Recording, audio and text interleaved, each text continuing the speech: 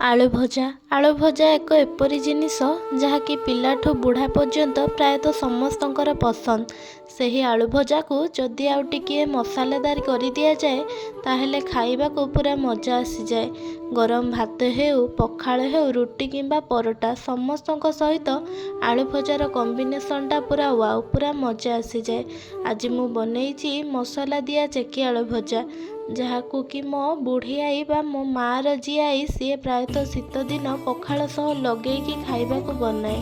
ଜିରା, ପିଆଜ, ଶୁଖିଲା ଲଙ୍କାକୁ ସିଏ ଶିଳରେ ବାଟିକି ଆଳୁକୁ ଚେକି ଚେକି କରି କାଟିଦେଇ ଚୁଲିରେ ଭାଜେ।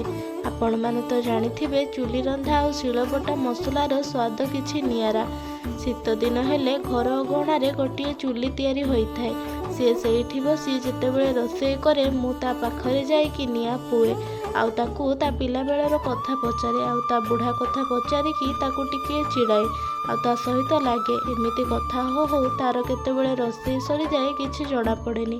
ଆଉ ତାର ରୋଷେଇ ସରିଲା ପରେ ସିଏ ମୋତେ ଟିକିଏ ଚାଖିବାକୁ ଦିଏ, ଆଉ କେମିତି କ'ଣ ହେଇଛି ପଚାରେ। ସିଏ କ'ଣ ଜାଣିଛି ତାର ରୋଷେଇ ଆଗରେ 5 ଷ୍ଟାର ରେଷ୍ଟୁରାଣ୍ଟର ସେଫ୍ ବି ଭେଲ୍ ମାରିଯିବ। ସତରେ ଆଜି ସେଇ କଥା ଗୁଡ଼ିକ ଭାରି ମନେ ପଡ଼େ।